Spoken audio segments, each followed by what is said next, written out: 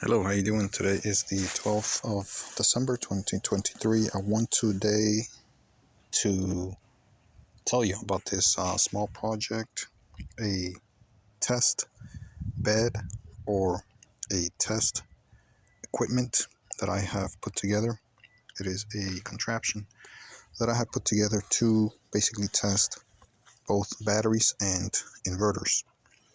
And basically it is a setup that puts a significant load up to 900 watts on an inverter. Inverters are usually rated between 1000 and 2000 watts, a lot of them. And this one puts 900 watts, almost 1000 watts on an inverter of a load. They call it a resistive load. These light bulbs here are high wattage light bulbs, and of course that puts a resistive load on the inverter. The DC to AC inverter, I have it hooked up with a solar panel. It is a 100-watt monocrystalline solar panel that I have wired to this contraption here. And I have here switches. I have wired this up myself, and I have built switches so I can basically bring the wattage up gradually on the inverter to see how it's doing. Also to make sure that I don't damage it, or if I see it's being strained to its limit, then I can just back out and not put any more wattage on it or load on it, electrical load. And that is basically a test to see if the inverter can withstand the wattage, or it is correctly rated as advertised. Many of them are not correctly rated, and they are quite deceptive. Manufacturers have found ways to deceive you. For example, the rated wattage is not the same as the maximum wattage on a rating for a inverter, so you have to be careful when you purchase one. So oftentimes they will advertise its maximum rated wattage, and in the fine print only will tell you its rated wattage, which can be a lot less, sometimes half of what the advertised wattage is. In this case, they did put the correct wattage on this inverter. That's the running wattage. That's the one they should advertise. And in this case, it's 1000. So this is 1000 watts rated watts of an inverter. And that means that it should run that many watts, or pretty close to that, constantly, or for a prolonged period.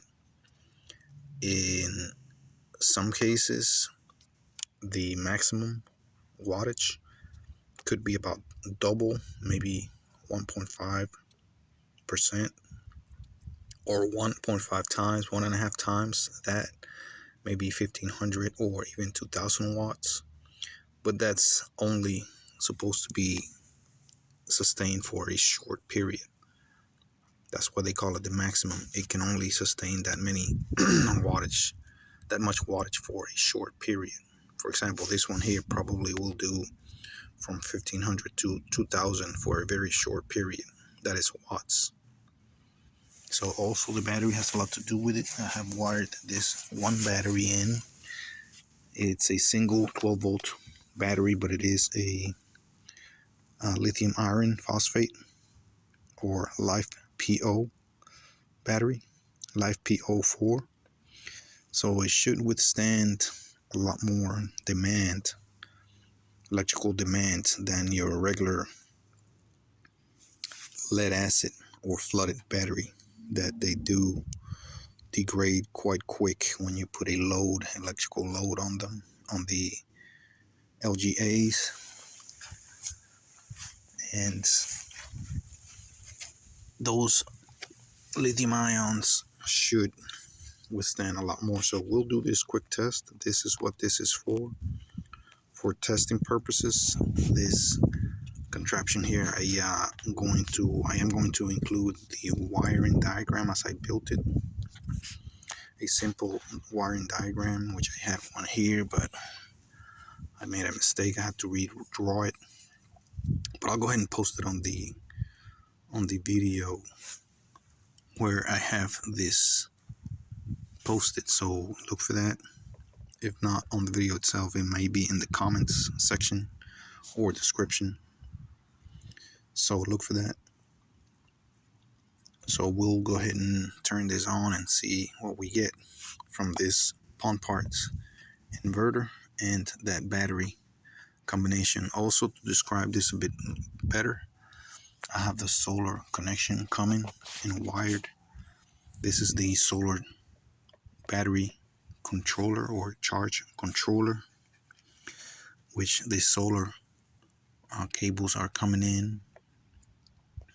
And it is not so simple as it coming in and out, because I do have this digital readout also wired into, and that's why I'll include the wiring diagram. I have it wired to where it will read the demand put on the solar panel, on the energy coming out of the solar panel.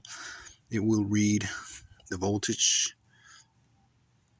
being demanded and also the amperage being drawn from the solar panel. So basically it will tell you what is the voltage and amperage or wattage that the solar panel is putting out. That is how I wanted to wire it. There are many ways of wiring it. You can also measure the load being demanded from the inverter. So you could put it, to see how much the inverter is drawing. But in this case, I put it how much the charge controller is drawing. That way it's going to give me a good idea of how much solar energy is being provided to the system. And again, the wiring diagram will be included in this video. So we'll turn it on. Hopefully this thing works as advertised. So we'll turn the switch on, which I haven't wired. And as you can see, is putting, or the solar energy coming in is 14.3 volts, and the charger is drawing 3.3 amps. It may be hard to see because of the hertz, the cycles there blinking on and off. I can see it. The video is not showing very well, but it is 14.3 volts and 3.23 amps. You may just have to trust me on that one.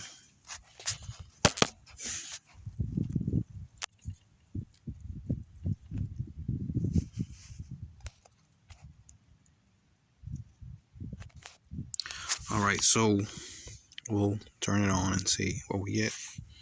Turn on the switch for the inverter here. We have a green light on the inverter.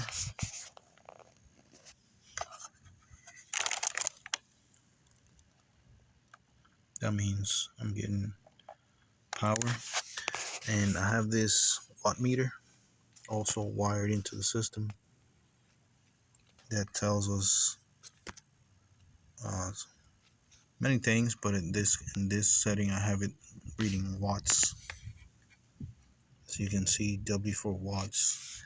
And as soon as I have these bulbs turned on, it will read how many watts I'm drawing. So we'll go ahead and switch the first bulb on, which is a 300 watt bulb. We have a light. We have about 293 watts being drawn. And the battery for the charge is remaining about the same. You can see the battery charge or voltage went down to 11.8, 11.7. So just that one bulb is putting quite a big strain on that battery. And you can hear the beeping on the inverter. The inverter is reading, or it knows that the voltage is too low. So the battery is the issue here. The battery voltage drops down too low just by having 300 watts drawn.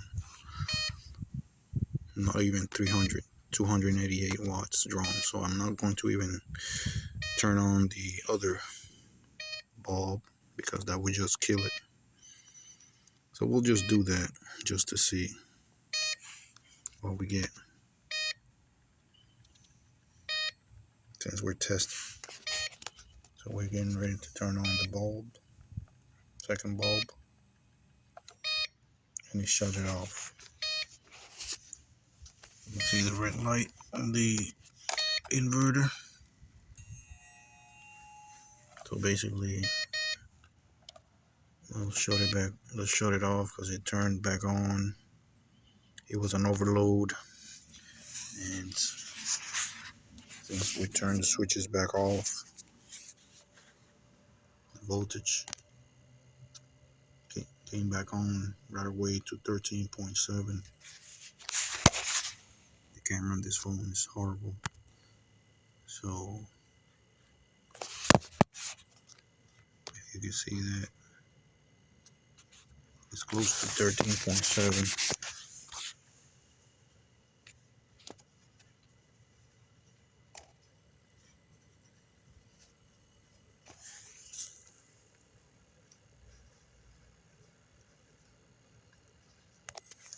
And that is with everything off.